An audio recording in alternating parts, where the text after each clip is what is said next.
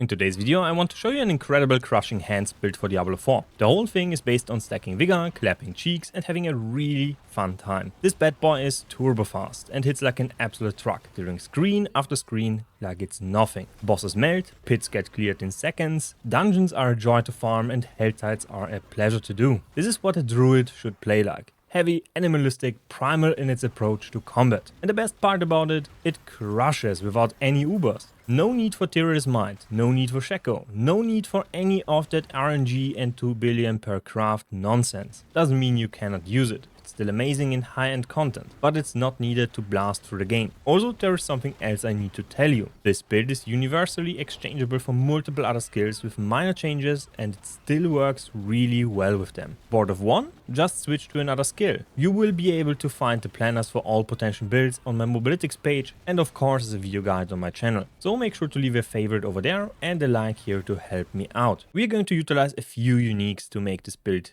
pop. The first one is the Rod of Kepeleke. This one changes your core skill to a basic skill, reduces the damage and consumes all your resources to buff its damage by a massive crit strike more multiplier. This more multiplier scales with the amount of vigor you have. Basically per point consumed we deal 3% more damage. The hit also critically strikes. This synergizes very well with the Banished Lord's Talisman as shown by Ace of Spades or Goblin Ink. In his approach he had a very tight budget with Tybalt's Will as well as a Rod of Kepeleke with maximum resource as the greater affix. In his case he couldn't hit the maximum resource. This is because most likely Rod of Kepeleke is bugged and it cannot hit a greater affix with its temper or masterwork in this case, because I have not been able to hit the chance for core skills to hit twice, but I did hit the maximum resource, so it's possible, but the other one is not. I spent around 250 million on this one, but that's besides the point. The big problem with this one is that you need to have 275 resource always over power. This presents a problem. Gear gets very expensive very fast because you are tied to basically the best items for this build in a very small pool. But we are constantly overpowering because I'm using the Ring of Midday Hunt. Now the Ring of Midday Hunt increases my maximum vigor by 50%. Currently I have 249. You might think it doesn't work, but if we step outside the comfort zone and enter a combat zone, our vigor increases by a decent amount. So we are now at 373. This is multiplicative with every other flat increase to your vigor. So this means basically this one translates to around 50% more damage. Now there's better stuff than 50% more damage. You can get, for example, 70 or 140 or basically 100 with the adaptability aspect and so on and so forth. There's a few things you can do here with a regular ring. But the Midday Hunt works very well to make this build pop and you can basically clear all content the game has to offer very neatly. Now another unique we have is the Ring of Midnight Sun. This one restores on a critical strike our vigor by 50%. Basically every time we use Crushing Hand we consume all our vigor and then regenerate it. For this we need a high roll, so 47 or 50 in combination with the Yen's Blessing if we are using the Ring of Midday Hunt, because otherwise we don't get enough resource generation to basically make sure that we always regenerate 100% of our maximum resource. For this we also need to use Ravager as well as Vigorous, because otherwise we don't have enough. So yes, in the high end and the top end you need to have the best staff with maximum resources, but if you don't have a maximum resource staff, like for example I can just masterwork this one. I can get to the right amount just as Ace of Spades, just with not a greater affix staff, with a regular one. Basically expanding the pool of items you can get. And then we have the regular stuff like Harmony of Ebewaka for more damage. We have our Spirit Hall with the Jaguar as well as the Eagle to get access to those tags on the skill. Eagle will only activate on the skill if we move out into a combat zone. So this one triggers basically 90% increased damage. So those are the basic mechanics. Next, to flesh out the requirements for the build, we are going to cap our armor through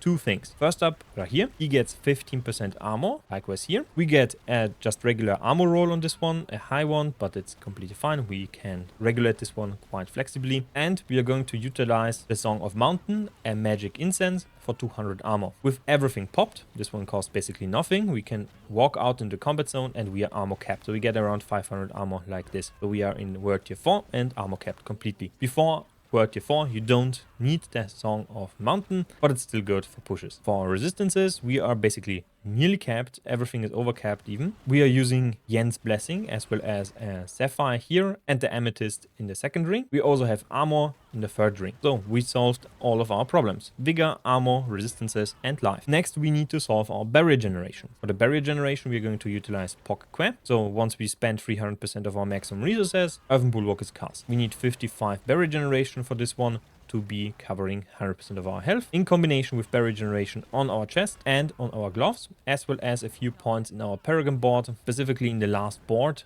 down here. You get 3 and 6% here. You get even 3%.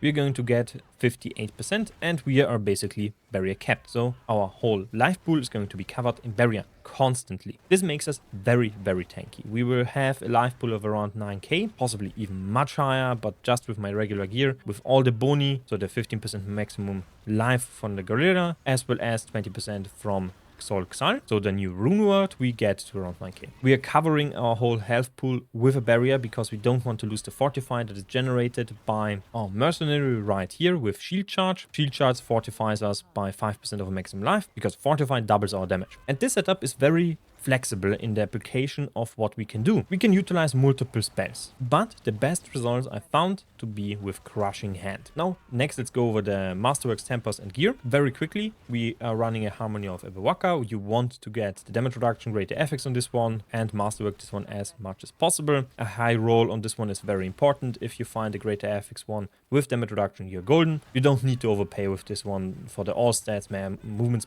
You don't need to overpay for all stats, movement speed or velocity.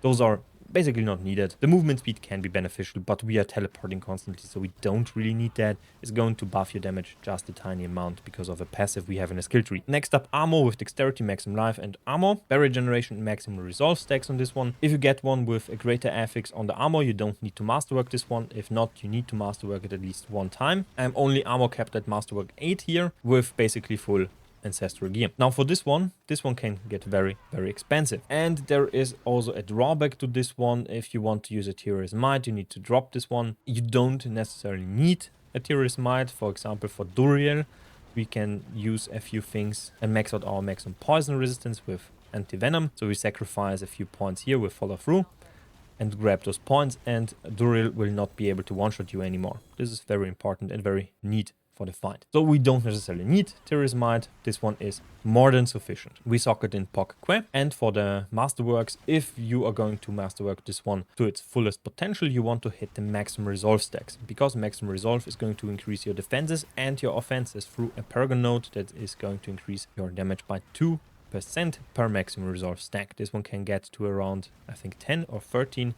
Don't remember, at the maximum stage, so that's around 15% more damage, which is very, very neat. For the gloves, we are looking for Dexterity, Maximum Life, as well as Vulnerable Application, Barrier Generation, Basic Damage. We want to Masterwork the Maximum Life here. We want to increase our flat Maximum Life as much as possible, because this one is very, very significant. When we look at our Maximum Life, we have 5,783. We will take off our gloves. We are basically losing like 2k life. So you cannot drop the maximum life on the gloves for another stat. And you want to Masterwork this one as much as possible. Then we are going to look at Tibalt's Will. Maximum life and maximum resource are both okay. Ideally, you want 275 maximum resource. If you get to 275 maximum resource, you can just put everything into maximum life. But it is very important that you get the maximum resource on this one to scale your damage. Right now, I have a split because I am using the midday hunt. So I don't necessarily need to put everything into maximum resources and am enjoying a little bit more life. For Yen's Blessing, I highly recommend the resistance to all elements. Masterwork this one at least 2 times and then grab movement speed here. The resource generation is just an accident here. I don't need it. 10% is enough, at least with a 50% roll on the Midnight Sun. If you don't have the 50% Midnight Sun, resource generation needs to be masterworked here. If you want to calculate your resource generation, I will link down below a spreadsheet. You need to make a copy of this one in Excel or Google Docs, whatever, and then you can edit it. So input your values just like described here. It's not my creation. The credit is on the page itself, so you can find it there. Then Rod of Kapeleke. Because this one is currently most likely bugged, you cannot hit the greater affix with a masterwork. So if you have the masterwork on chance for core skills to hit twice, you need to masterwork your maximum resource. If you have maximum resource as a greater affix, you need to masterwork chance for core skills. Very easy. You want to also not get scammed, get a Capeleke rod with a high roll on the crit damage. If you don't have the higher damage crit roll, this rod can be basically useless. If you have like 3 masterworks on this one, but only a 1% or 1.2% roll on this one, it's completely useless because any rod will outperform it that has a higher roll on this aspect. Then we have Banished Lord's Talisman. A greater affix maximum life roll is really good. Core skills, same. Attack speed you don't actually want to hit because you want to hit 55 attack speed bonus with just regular rolls. So if you do not hit this one and masterwork this one and have a greater affix on midday hunt, which you want to hit here, you will reach 55 attack speed. Because of our spec, we get to 100% attack speed just by using our ultimate, which is a Jaguar. So our ferocity is filled up and we overcap with 4 to 9, which is 45% attack speed. So you cap with 100% here. The midday hunt, attack speed, greater affix, everything else is completely useless. Very easy to acquire. Multiple bosses drop it. Vershan, for example, this one was dropped by me. And Ring of Midday Hunt. All starts here are good.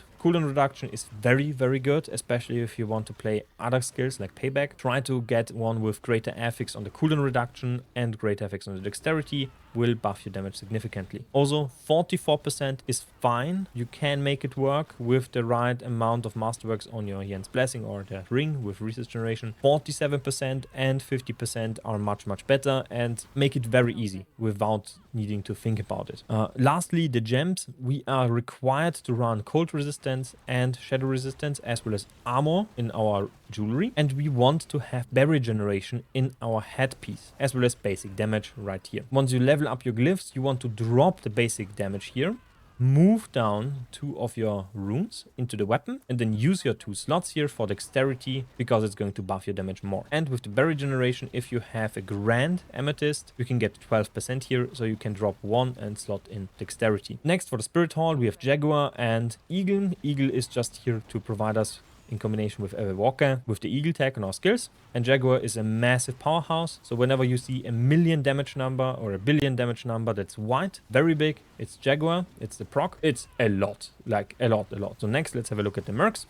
We are running Shield Charge for the Fortify, Rahir's Guard for 15% armor, the Taunt for damage reduction, and 15% more damage if the enemy is taunted by Rahir. For the second one, you can use a variety of different things. I like to use Hound, but I'm also currently leveling the companions, the second one, so it's not really all that important. Next, the skill tree. Basic skill is useless. Then we have Crushing Hands, Enhanced Crushing Hands, and Rampant Crushing Hands. Rampant Crushing Hands is scaling with your maximum resolve. This means the cap of 33% will look different for you if you have another chest. If we take off the chest, look at the skill, it's only 24%. So this one increases infinitely with your maximum resolve, meaning you are going to increase your damage here by 3% and then the Paragon board again by 2%. Really, really strong resolve on the build. That's why Tyr's Might is not going to cut it. It's going to be worse in terms of damage, a massive damage loss, especially if you're going to use Apprehension for 35% more damage. This works on staggered bosses, so it's a very, very strong aspect. Then we have Vigorous because we need it for our resource generation, a Balanced Exhaustion for more damage, Follow Through for more damage, Unrestrained more damage, we have Apex for more damage, we have Diminished for less damage taken. Then we pick up Ravager. With Measured Ravager, we need this one to regenerate enough vigor and it allows us to dash to enemies, basically letting us teleport. 1 point in Hide Armor, Enhanced Armor to max out our resolve every time we press this button. It also makes us unstoppable. Preservance, more damage reduction, counterattack, more dodge, and 30% more damage on a critical strike based on how many enemies are close to us. Then we have Scorch with its buff, Enhanced Scorch. We need the poison application for a glyph, so we deal 4% more damage, and we can basically, with another attack speed, stack this one constantly to 50% over the duration of a fight on the boss. Because we reset the cooldown with our keystone fast enough, so this one does not fall off and it's going to inherit the stacks of the previous application. It also applies Slow and Fear, which works very neatly with our aspect. Then we have Resilient, 3 points, Dominant, 3 points for more damage, Brilliance, 3 points for more damage, Potent, 3 points for more damage, and Furnace, 3 points for more damage, as well as Resolution, Supremacy, and Spiritual Attunement in the Ultimate cluster, also for more damage, Initiative for Unstoppable, and the Hunter for more damage. You guessed it, 100% more versus injured enemies. We are going to spam this one and constantly reset it, because we are also going to use Prodigy's Tempo, so +2 to all ranks, and we get a ton of cooldown reduction based on the ranks in the skill. Lastly, the Paragon board. We're going to start in the starter cluster with the Spirit. Then we pick up the Sapping board and grab Menagerist. That's why we need the Centipede skill. Gorilla, Jaguar, and Eagle is taken care of by just our applications through the Spirit, and Centipede skills we need to use, which is going to be Scourge. There is a ton of resistances here. Micromanage your resistances so you don't overcap on everything. If you're just uncapping something by 1%, it's not all that important that you have that capped. You can take this one out and grab a little bit more armor, a little bit more resource generation here, 2% if you're missing that. There is a ton of life. Life is something very important to you, so you want to pick as much as possible. So max this out. In the next cluster, we're going to pick up Reveling. That's legendary note. It's the board. In this board, we're going to use Colossus, which grants us 2% increased damage for every stack of Resolve we have, and Gorilla damage. Then we pick up Convergence for more damage, and Odd Match for more physical damage. This one is very efficient for this node. We get a ton of damage and dexterity in this specific cluster for very little investment. Also, we get to path through maximum life, and resistances around here. We can pick up those points later on because we get 3 points for 6% maximum life, which is pretty neat, but we don't deal non-physical damage, so it's something you pick up very late. And in the last board, we go with Viscous Shield. We pick up armor and maximum life here. We path down here for barrier generation, and we pick up Talon because our skill is also tagged as Eagle. This one provides us with 15% more damage, but because we unlock the lightning damage, doesn't mean we are going to scale any lightning damage, so that's wasted, but it's the best one we can pick here. Now this sums up the build. If you have any questions, please comment down below. Please leave a like. Also make sure to favorite the mobalytics page, and see you next time. Bye.